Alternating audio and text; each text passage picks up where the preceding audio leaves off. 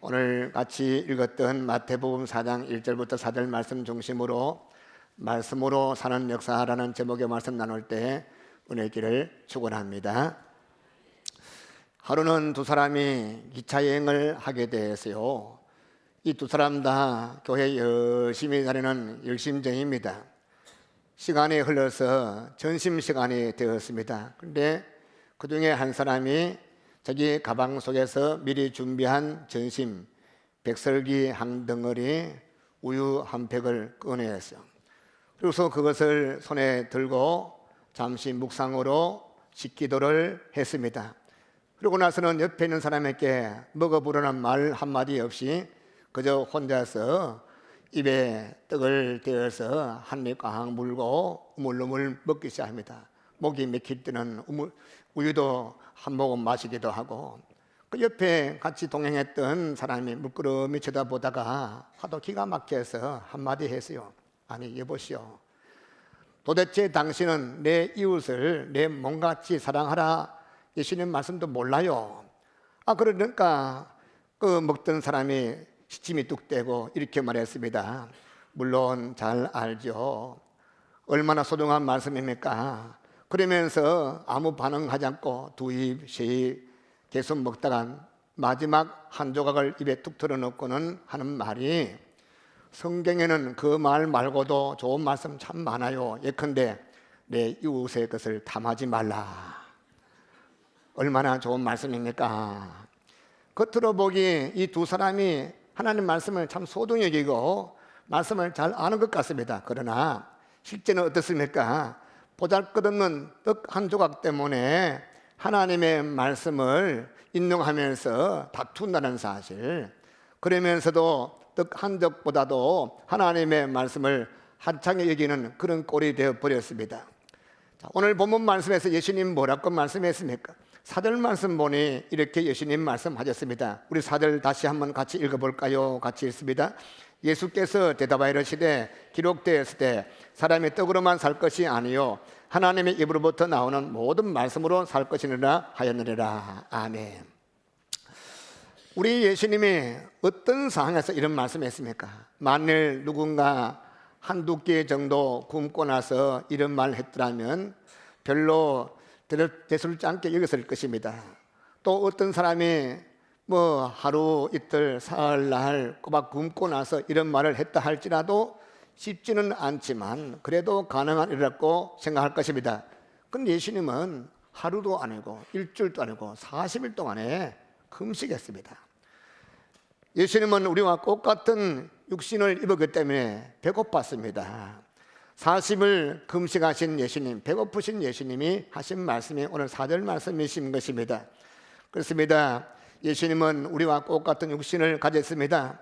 예수님이 똑같은 연약한 육신 가지신 예수님, 배가 무척 고팠습니다. 그 예수님께서 우리에게 주신 이 말씀 마음에 새겨들어야 됩니다. 어떤 분은 예수님은 하나님이라서 괜찮겠지. 아니요, 하나님이신 예수님이 우리의 몸을 입되 연약한 몸 입으신 예수님, 자지 않으시면 참으로 졸립고 먹지 못하면 줄이시고 마시지 못하면 목이 마를 것인데 예수님이 40일 동안 먹지 못하시니까 얼마나 참으로 배가 고팠겠습니까? 그 배고픈 예수님께서 이 말씀 하셨습니다. 그러므로 오늘 이 말씀 마음에 새기기를 축원합니다. 오늘 본문 말씀 통해서 그 배경을 한번 살펴볼까요? 1절 말씀에 이런 말씀이 기록되어 있습니다. 그때에 예수께서 성령에게 이끌려 마귀에게 시험을 받으러 광야로 가사, 예수님이 요단강가에서 세례 요한에게 세례받았어요. 세례받은 그때에 하늘문이 활짝 열렸습니다. 하늘문이 활짝 열리고 성령님이 비둘기같이 예수님 머리에 임하시고 예수님은 성령으로 충만했습니다. 성령 충만한 예수님이 성령님에 이끌려서 광야로 갔습니다. 왜? 마귀의 시험을 받기 위해서 광야로 갔습니다. 오늘 본문 말씀 두 존재가 나와요. 첫 번째 존재는 성령님이고 두 번째 존재는 마귀인 것입니다. 그런데 이 마귀는 우리를 넘어뜨리는 존재가 마귀인 것인데 그 마귀가 예수님을 시험하는 거예요. 그런데 성령님은 여러분 저를 도우시는 분이십니다. 성령 충만하여서 어떤 시험도 승리하기를 축원합니다. 그래서 언제나 성령 충만하고 성령께서 말씀을 아멘 받게 하시고 깨닫게 하사 성령 충만 받은 분들이 성령님 안에서 순종해 나갈 때 어떤 시험도 승리할 줄로 믿습니다. 옛날 이 사탄 마귀가 우리 조상 아담, 첫 번째 아담을 시험했어요. 우리가 잘 아는 대로 첫 번째 아담은 마귀의 시험에 넘어졌습니다. 실패했습니다. 그것 때문에 온 인류에게 불행이 다가왔습니다. 그 마귀가 둘째 아담 예수님을 시험하기 위해서, 넘어뜨리고자 하기 위해서 예수님을 찾아왔습니다. 예수님 그 도전을 받기 위해서 광야로 갔습니다. 이절 말씀 보니까 이렇게 기록되어 있습니다. 40일을 밤낮을 금식하신 후에 줄이신지라. 광야에 아무도 없습니다. 홀로 예수님이 계셨습니다. 40일 밤낮으로 아무 음식도 드시지 않고 금식했다. 그러면 예수님이 밥도 안 먹고 떡도 안 먹고 이 기간 동안 뭐 했는가? 본문에는 자세한 기록이 없습니다. 그러나 우리 예수님이 이 땅에 오신 거 우리가 잘 알잖아요. 예수님이 이 땅에 오셨을 때 예수님 본인이 사명을 잘 알고 있습니다. 자기에게 주어진 사명에 대해서 하나님 깊은 이야기하고 교제하고 또 거기에 대해서 또 기도합니다. 다시 말하면 하나님의 말씀을 묵상하고 40일도 먹지 않은 동안에 하나님과 깊은 영적 교제하는 데 열중을 했습니다. 아마 예수님이 아무리 금식을 40일 동안 한다 할지라도 하나님과 깊은 교제할 때는, 몰두할 때는 배고픈 걸 전혀 몰라요. 기도하신 분들은 잘 알 거예요. 기도할 때 2시간 기도하고 실시간 기도하고 기도에 깊이 빠지고 찬송 가사같이 세상 가나는 광고 듣고 구속한 주만 보입니다. 은혜가 충만하면 그때 배고픈 것도 몰라요. 기도 끝나고 나면 배고픈 거 알듯이 예수님이 40일 기도할 동안에 주님과 교제할, 아버지와 교제할 동안에 배고픈 건 몰랐는데 이제 40일 끝나고 나니, 기도가 끝나고 나니 배가 고파 왔습니다. 우리는 한 끼만 굶어도 눈이 쑥 뜨고 하루 굶으면 죽는 줄로 아는데, 저도 언제 우리 교인들 몽땅 빠지지 말고 한 3일 금식하면 좋겠어요. 아이고 무서워라. 전에 했던 교회에 가만히 보니까 야, 내 혼자 기도하면 힘들겠다 싶어서 오래되면 말 안 들을 것 같아서 가다 말자 한 달 만에 금식 선포했어요. 3일 동안 92살 먹은 권사님부터 청년들까지 한 280명 되는 교인들이 저도 하고 금식인데 다 죽다 살았어요. 설문조사하니까 3일 금식 한 분은 제하고 3명밖에 없더라고요. 어제까지. 그러니까 처음으로 딱 금식하는데 참 놀라운 것은 교회가 함께 금식 기적이 나타났어요. 그 다음 주에 등록을 참 많이 하더라고요. 그러니까 기도하니까 흥하면 물러가고 잔잔한 문제들이 해결되고, 기도하는 가운데 물어보니까 나름대로 기도 응답받던 것도 많고 체험한 것도 많은데, 우리가 참으로 세상 굶어가지고는 힘들지만 기도에 금식할 때는 은혜 주실 줄로 믿습니다. 근데 우리는 뭐 한 하루 금식, 이틀쯤 금식하면 눈앞에 짜장면이 왔다 갔다 하고 라면 오돌오돌한 거 눈에 왔다 갔다 하고, 그래서 누가 냄새 피우면 난리가 나죠. 그러한 우리들 얼마나 힘듭니까? 그런데 예수님도 똑같아요. 우리와 똑같은 육신을 가지신 예수님이 열흘도 아니고 20일도 아니고 40일 금식하신 예수님, 이 참으로 우리 눈에도 돌멩이가 떡으로 보이듯이 예수님 눈에도 떡으로 보일 수가 있겠습니다. 그러한 때에 마귀가 틈을 타서 예수님을 시험한 말씀이 3절 말씀에 나오는데 이렇게 기록되어 있습니다. 시험하는 자가 예수께 나와서 이르되 네가 만일 하나님의 아들이거든 명하여 이 돌들로 떡덩이가 되게 하라. 참으로 마귀는 강조한 마귀인 거예요. 누구보다도 마귀는 예수님이 하나님의 아들이라는 사실을 잘 알고 있습니다. 그럼에도 불구하고 모른 척 하면서 예수님 자존심을 톡톡 건드립니다. 네가 정말 하나님의 아들이냐? 하나님의 아들이라면 능력이 있을 거 아니냐? 그 능력 갖고 왜 배고파? 저 돌덩어리로 떡 만들어 먹어. 그리고 힘내서 일하면 될 거 아니냐? 한번 해봐. 근데 우리 예수님이 만일 돌로 떡을 만들어 드시고 기운을 차렸다면 어떻게 됐겠습니까? 첫 번째는 마귀의 말에 순종하는 꼴이 되어버리겠죠. 둘째는 마귀에 의해서 농락을 당한 꼴이 되어버리겠죠. 마귀가 떡 만들어 먹었던 예수님은 조롱할 것입니다. 하나님의 아들도 별 볼 일 없네. 배고프니까 사족도 못 쓰네. 그러면서 따라다니면서 계속 조롱할 것입니다. 또 한 가지, 하나님의 아들로서 하나님의 아들의 능력을 쓸 때가 따로 있습니다. 하나님의 아들 예수님께서 이 땅에 오신 것은 죄에 빠진 인생을 구원하고 구원의 큰 일을 이루기 위해서 오신 예수님께서 그들 개인적으로 배고픈 그걸 해결하기 위해서 그 능력을 사용한다. 그것은 있을 수가 없는 것이고, 그러면 두고 예수님도 후회할 것이고 마귀의 조롱거리 될 것입니다. 지금 마귀는 이걸 노리고 있는 거예요. 그러나 예수는 마귀의 시험에 넘어가지 아니해서 마귀의 시험을 이겼습니다. 어떻게 이겼습니까? 사절 말씀 어떻게 기록하고 있습니까? 예수께서 대답하여 이르시되 기록되었으되 사람이 떡으로만 살 것이 아니요 하나님의 입으로부터 나오는 모든 말씀으로 살 것이라. 하나님의 말씀으로 살 것이다. 오늘 여기에서 하나님의 음성 듣기를 축원합니다. 그래서 오늘 사절 중심으로 간략하게 몇 가지를 묵상해 보고 싶어요. 첫 번째는 예수님은 우리에게 떡도 필요하다는 사실을 인정했습니다. 오늘 본문 말씀 4절에 사람이 떡으로만 사는 것이 아니요. 무슨 말씀입니까? 떡의 한계를 가리키는 말씀. 떡의 필요성 자체를 부정하는 말씀이 결코 아니에요. 예수님 또 육신을 입으셨기 때문에 40일 금식하신 다음에 줄이셨지 않습니까? 마찬가지로 예수님 또 우리가 육신을 가지고 있다는 사실을 잘 알고 있습니다. 육신을 가진 우리 인생들이 먹어야 살고 마셔야 살고 입어야 사는 거 너무나 잘 알고 있습니다. 예수님은 우리의 육신적인 욕구를 절대로 무시하지 아니해서 그 예수님이 기도를 가르칠 때 주기도문 뭐라고 예수님께서 기도하라고 했습니까? 오늘날 우리에게 일용할 양식을 주옵소서 기도하라.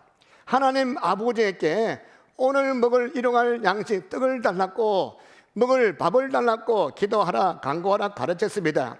우리가 일용할 양식을 위해서 기도할 때 하나님께서 채워주신다 그런 말씀. 예수님께서 기도를 가르치시기 직전에 이런 말씀했어요. 너희 아버지는 너희가 구하기 전에 너희에게 있어야 할 바를 이미 다 알고 계시느니라. 우리 하나님 아버지께서 우리의 육신적인 요구를 무시하지 아니하시고 필요한 모든 걸 공급해 주신다 이런 말씀이에요. 예수님은 우리가 육신을 입고 있기 때문에 떡을 필요로 한다는 걸 너무너무나 잘 알고 계십니다. 예수님은 절대로 우리 육신적인 그 욕구를 무시한 적이 한 분도 없습니다. 우리가 그의 나라와 그의 의를 힘써 먼저 구하기만 하면 모든 다 채워주신다 그런 말씀. 오늘 물질이 필요합니까? 또 건강이 필요합니까? 마음의 평안이 필요합니까? 주 예수 이름으로 아버지께 구하시길 바랍니다. 구하라 주실 것이요. 물질을 구할 때 양식을 주시고 또 우리에게 떡을 구할 때 떡을 주시고 건강 구할 때 건강 주시고 불안한 자 평강 구할 때 평강 주심을 믿으시기 바랍니다. 그러므로 우리 주께서 우리 필요를 아시는 주님께서 우리가 구할 때 주시는 축복을 누리기를 축원합니다. 두 번째, 예수님은 우리가 떡으로만 사는 존재가 아님을 분명히 말씀해 주었습니다. 우리는 떡으로만 사는 존재가 아닙니다. 옛날 우리나라가 제대로 먹지 못하고 보리 꼬게 넘기기 힘들어서 봄이 되면 얼굴이 누렇게 붕 떠가지고 걸어가다가 주저앉고 일하다가 주저앉고 이럴 때 얼마나 힘들었습니까? 그래도 교회에서 전도하러 나갑니다. 예수 믿으세요. 예수 믿으세요. 그렇게 전도하면 어떤 대꾸가 들어옵니까? 야, 예수 믿으면 밥 먹여주나 떡 주나. 이럴 때 밥 먹여주나 떡 주나 할 때 우리의 대답이 어떤 대답이 해야 됩니까? 예, 밥 먹여줍니다. 그게 맞습니까? 아니올시다. 그것이 옳습니까?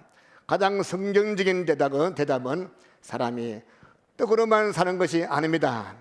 밥만 먹고 사는 것이 아닙니다. 이것이 가장 정확한 대답인 줄로 믿습니다.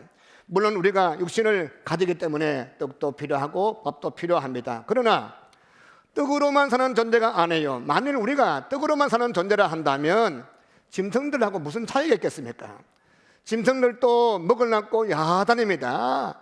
주인이 밥통 갖고 오고 죽통 갖고 오면 꼬리 흔들고 좋아서 난리고 조금만 늦으면 깽깽대고 울지 않습니까? 그 짐승들도 먹어야 사는 거 알기 때문에 울부짖고 간구하고 주인님이여 빨리 밥 주시오 하듯이 우리 인생이 떡으로만 산다면 짐승과 똑같은 것입니다. 그러나 우리 인생은 짐승과 달라요. 우리 육신만 있는 것이 아니요, 육신보다 더 중요한 영혼이 있는 것입니다. 영이 있는 것입니다. 내 영이 더 소중하고 영혼이 더 소중하기 때문에 우리 육이 밥을 먹고 떡을 먹어야 살듯이 내 영도 먹어야 산대. 뭘 먹어야 됩니까? 영혼의 양식, 하나님의 말씀을 먹어야 되는 것입니다. 그래야 사는 것입니다. 하나님의 말씀을 날마다 사모하고 넘치게 먹고 우리 속사람 강건하게 축원합니다. 그런데 마귀는, 악한 마귀는 저와 여러분을 계속 유혹합니다. 떡이 제일이다. 먹어야 산다. 먹지 않고 어떻게 일할 수 있느냐. 그래서 수단과 방법 가리지 않고 돈 벌어가지고 시컷 먹고 마시고 안 되면 돌멩이를 떡으로 만들어 먹어도 괜찮다. 이게 사단 마귀의 수법이에요. 근데 여기에 넘어가면 불행한 것입니다. 넘어가서 살기는 사는데 죽기보다 못한 것입니다. 가룟 유다가 그랬죠. 가룟 유다가 은 30냥에 예수님 팔아먹었어요. 왜? 잘 먹고 잘 살았고. 그럼 예수님 은 30에 팔아먹었는데 잘 먹고 잘 살았습니까? 아니요, 한 푼도 못 썼어요. 오히려 그 물질 때문에 양심의 가책을 받고 너무너무 괴로워서 목에 밧줄 걸고 죽으려는데 밧줄 뚝 떨어져 가지고 떨어서 배가 짜게지고 불행하게 죽었던 사건 잘 알지 않습니까? 초대교회 아나니아 삽비라 부부도 마찬가지. 교회가 성령 충만했어. 은혜가 충만했어요. 그러니까 바나바 같은 귀한 분이 밭을 팔아서 내놓으니까 그 밭을 팔은 돈 갖고 불쌍한 그 아들을 먹이고 가부들을 먹이고 구제하니까 막 박수를 쳤어요. 이 사람 또 주분도 또 헌금하니까 온 교회가 기쁨에 충만했습니다. 그러니까 아나니아 삽비라도 부부간에 의논해서 우리도 가만히 있을 수가 없다.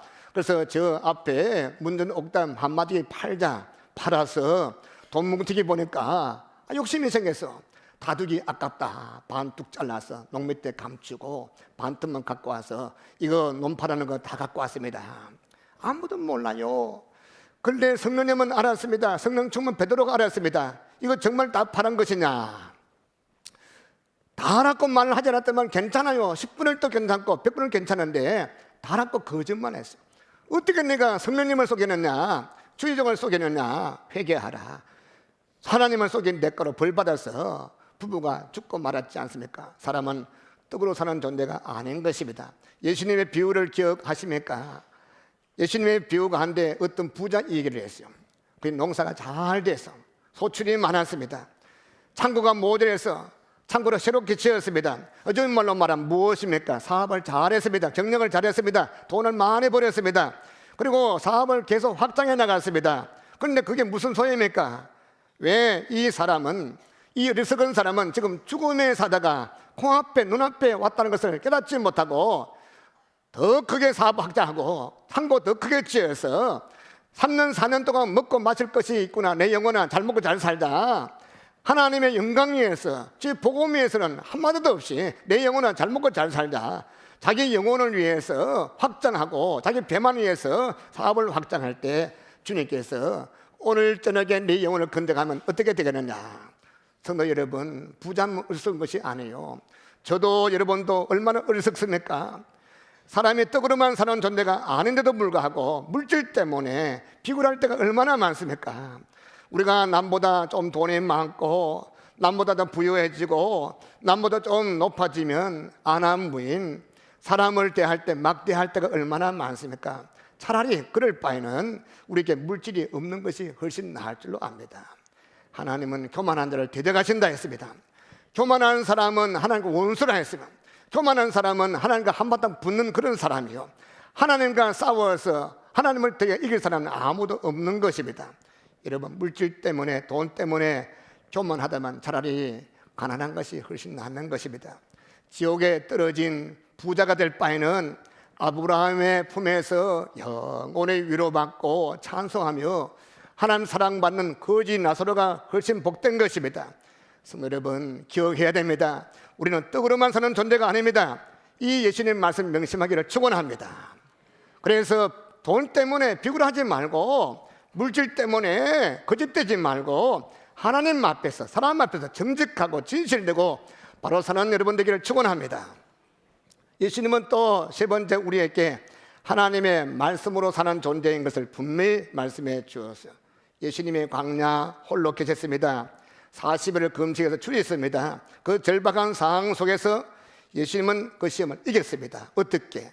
우리 4절 다시 한번 같이 읽어볼까요? 4절 다시 읽습니다. 예수께서 대답하여 이르시기 사람이 떡으로만 살 것이 아니요 하나님의 입으로부터 나오는 모든 말씀으로 살 것이니라 하였느니라. 아멘. 예수님은 하나님의 말씀을 붙드심으로써 마귀를 이기고 승리했습니다. 마찬가지 우리가 살다 보면 참 어려울 때가 많아요. 힘들 때가 많아요. 상황이 절박할 때가 있습니다. 누가 봐도 참 처절하고 너무너무 어려울 때가 많습니다. 그럼에도 불구하고 우리 성도들은 하나님의 말씀을 붙들고 승리하기를 축원합니다.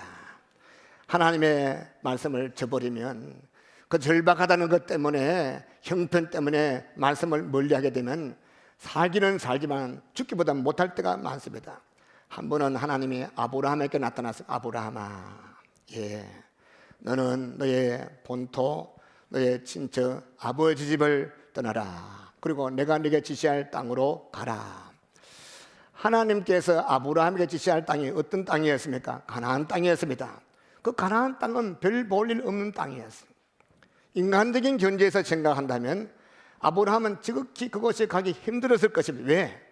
아브라함이 살고 있는 갈대아 우르 지방은 우리 참 인류 문명 3대 발상지 가운데 한 곳 아닙니까? 큰 두 강이 흐르고 문전 옥탑이 펼쳐져 있고 또 그의 친척들은 그 근동지방에 실세 가운데 실세고 그의 아버지 집은 참으로 벽돌로 높이 산 성곽 같은 집에 사는 그 아브라함. 근데 가나안 땅 그곳에 가라 했습니다. 그곳에 가봐야 연고도 없어요. 친척도 없어요. 땅 한 병도 없습니다. 아는 사람이 없습니다. 그럼에도 불구하고 아브라함은 어떻게 했다 했습니까? 창세기 12장 4절 말씀 보면 이에 아브라함이 여호와의 말씀을 쫓아갔고, 어떤 분은 질문합니다. 목사님 아브라함 때도 성경책이 있었습니까? 그때는 이런 기록된 성경은 없었어요.